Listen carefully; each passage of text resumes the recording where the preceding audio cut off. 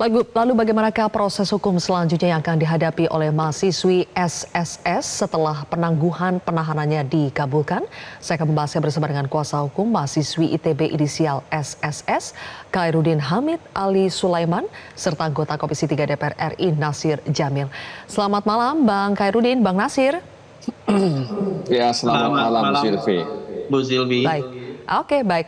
Bang Khairuddin, setelah penangguhan penahanan klien Anda dikabulkan, apa proses hukum selanjutnya yang akan dihadapi? Iya, terima kasih Mbak Silvi. Assalamualaikum warahmatullahi wabarakatuh. Terima kasih kepada seluruh pemirsa Metro TV. Pada proses kemarin malam atau semalam ya, kita melakukan proses penangguhan penahanan terhadap salah satu mahasiswi di kampus di Jawa Barat berinisial SSS, dan saat ini mahasiswi tersebut sudah kembali bersama keluarganya, dan kami berharap di keluarganya mahasiswi tersebut mendapat pembinaan dan sekaligus memberikan arahan mengenai bagaimana melakukan kritik terhadap pemerintah dan agar produktif dan positif terhadap kritik tersebut. Yang kedua adalah kondisi saat ini setelah pasca penangguhan penahanan, memang klien kami saat ini diberikan kewajiban untuk wajib lapor, dan itu bersifat situasional dan kondisional, seperti itu Mbak Silvi. Oke, lalu bagaimana dengan status tersangkanya Bang Khairuddin? Apakah sudah ada kejelasan? Apakah ini artinya setelah dibina kemudian wajib lapor dilaksanakan, kemudian proses hukum selanjutnya apakah dihentikan atau bagaimana? Kami sebagai kuasa hukum sekaligus penasihat hukum dari mahasiswi tersebut memberikan kepada pihak kepolisian keluasan untuk melakukan hal-hal yang memang diatur dalam perundang-undangan yang sudah berlaku, seperti itu. Menghormati setiap langkah yang diambil oleh pihak kepolisian, dan kami berharap dari kuasa hukum juga agar kasus ini kalau bisa dihentikan ya kita dihentikan, seperti itu. Oke, baik. Jadi sekarang masih tergantung nanti dari penyidik kepolisian seperti apa ya. Saya pindah dulu ke Bang Nasir. Baik. Bang Nasir, langkah Polri yang menangguhkan penahanan mahasiswi ITB diapresiasi, tetapi di sisi lain masih juga ada yang mempertanyakan kenapa sampai mentersangkakan SSS dengan Undang-Undang ITE. Kalau Bang Nasir merasanya gimana? Apakah memang sebetulnya tidak perlu sampai ditersangkakan? Ya, sebelumnya memang harus kita ketahui bersama tugas polisi itu melakukan penangkapan dan penahanan. Jadi ini tindakan hukum yang sebenarnya juga dimaksud untuk memberikan perlindungan kepada seseorang. Ya, jadi ketika seseorang itu ditangkap, ditahan, di satu sisi itu juga adalah bahagian perlindungan terhadap orang tersebut dari situasi dan kondisi yang bisa saja menimpa orang tersebut kalau dia tidak ditangkap dan ditahan. Nah, terkait dengan mahasiswi ITB yang berinisial SSS tersebut, ya dalam pandangan saya seharusnya tidak ditersangkakan, meskipun ya unsur kesusilaan itu kan masih diperdebatkan ya. Soal meme yang mirip Prabowo dan mirip Pak Jokowi yang berciuman itu kan ditetapkan sebagai unsur kesusilaan, dan itu kan masih bisa diperdebatkan sebab kalau kita melihat unsur kesusilaan itu kan soal hubungan seksual ya, kemudian ketelanjangan sehingga menunjukkan alat kelamin begitu. Nah, oleh karena itu menurut saya memang agak tergesa-gesa kepolisian menetapkan tersangka kepada mahasiswi tersebut. Ya seharusnya ya silahkan saja misalnya karena tadi saya katakan itu adalah bahagian perlindungan, misalnya ditangkap ya, ditangkap itu kan tentu sebenarnya bahasa hukum. Tapi sebenarnya kan dia mendapatkan undangan ya, mendapatkan undangan untuk datang kepada pihak kepolisian. Jadi ya tergesa-gesa juga sebenarnya menetapkan tersangka kepada yang bersangkutan. Oke, baik. Pindah lagi ke Bang Khairuddin.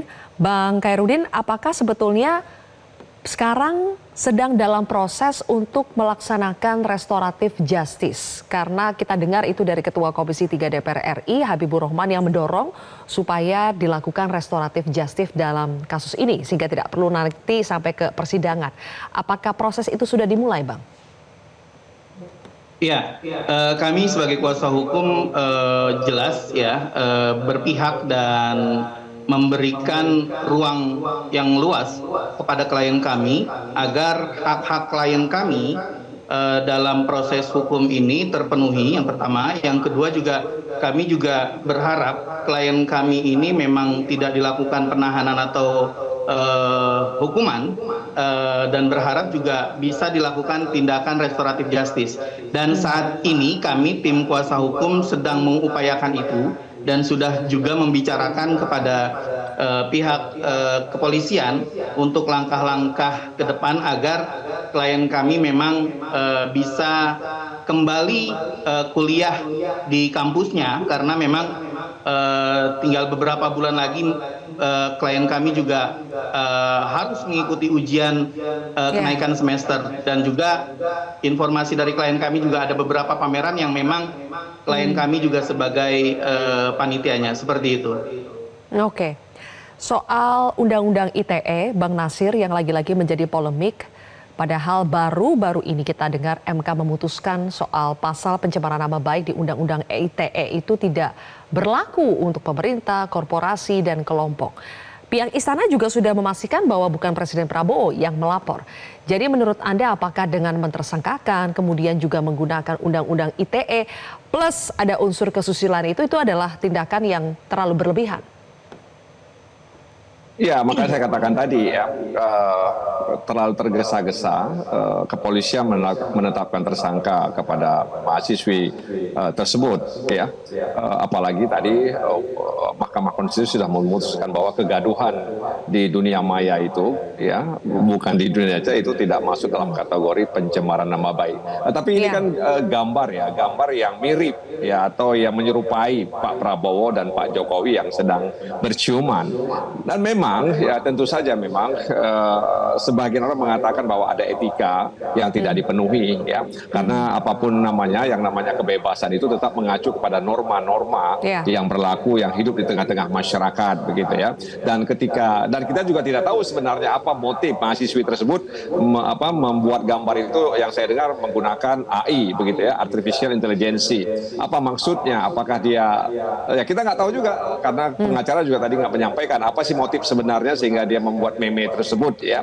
Tapi terlepas dari itu semua, menurut saya memang kebebasan itu kan harus dipagari, ya, dan ada undang-undang yang memagari, dan juga pertimbangan-pertimbangan moral, agama, dan lain-lain sebagainya. Nah, karena itu menurut saya, ya tadi kita dengar bahwa ada permintaan maaf dari yang bersangkutan, dari keluarga, dan lain sebagainya. Ya, kemudian ada penangguhan, lalu ada keinginan untuk restoratif justice. Ya, dalam pandangan saya pribadi sebaiknya itu dihentikan saja. Ya, jadi meng-SP3-kan kasus ini, tapi tetap saja ya, kepolisian dengan kampus itu terus berkoordinasi agar kemudian ya kalaupun menggunakan ruang publik untuk berekspresi tetap mengacu kepada norma-norma yang hidup dan berkembang di tengah-tengah masyarakat.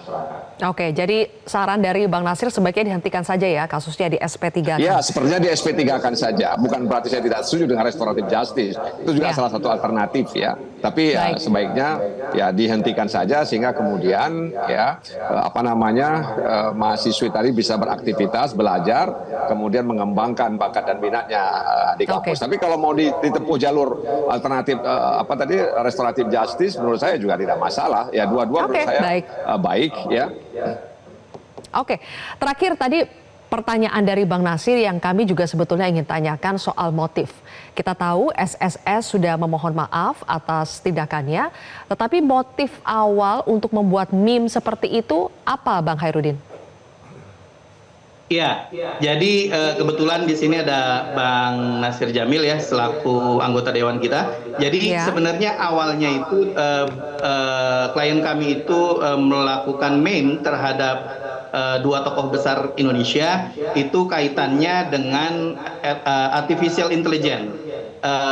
Jadi posisi klien kami itu tidak ada niat jahat dan tidak ada niat buruk atau mensreanya itu nggak ada. Jadi posisi justru klien kami menanyakan bahwa artificial intelligence atau EA ini adalah produk baru dari teknologi informasi yang perlu ada perlindungan hukum, baik regulasi hukum maupun sejenisnya. Karena setahu kami, kuasa hukum itu, regulasi tentang EA itu hanya ada Surat Edaran Menteri Komunikasi nomor 9 tahun 2023. Jadi kami berharap juga karena klien kami itu juga di percakapannya itu jelas bahwa dia menanyakan, ini belum ada regulasinya loh katanya. Karena apa? Karena yang namanya produk teknologi informasi itu pasti ada positif dan negatifnya gitu. Ketika teknologi informasi itu positif, itu menguntungkan kita, tapi ketika ada negatifnya itu justru merugikan. Contoh misalkan ketika AI itu sudah beredar, teman-teman ilustrator itu merasa terganggu ya dengan adanya AI, karena produk-produk dari ilustrasinya yang mereka buat dalam bentuk makhluk hidup atau sejenisnya, dan itu nggak ada perlindungan hukumnya gitu ketika AI itu mengambil gambar itu seperti itu. Karena memang AI sendiri produknya itu kan ada beberapa ya. Contohnya misalkan Instagram, WhatsApp, dan Facebook itu kan produknya Meta AI gitu ya. Sedangkan ya memang mensrea niat baik atau niat buruk seseorang itu kan kita tidak tahu seperti apa kan, tapi bisa kita lihat pada perbuatannya ya. Oleh karena itu saya katakan tadi, kebebasan itu selalu dibingkai dengan nilai-nilai yang hidup dan berkembang di tengah masyarakat, pertimbangan moral, pertimbangan agama dan lain sebagainya. Jadi ketika mereka bersiuman itu kan kesannya apa begitu ya. Jadi banyak image yang kemudian muncul dalam perspektif dalam persepsi publik tersebut itu. Tapi ya syukurlah sudah ditangguhkan, mudah-mudahan bisa di SP3 kan atau di RJ. Ya, baik. Terima kasih kepada Pak Kapolri. Oke, kalau begitu Bang Nasir dan juga Bang Khairuddin, terima kasih sudah berbagi pandangannya di Prime Time News hari ini. Jelajahi cara baru mendapatkan informasi. Download Metro TV Extend sekarang.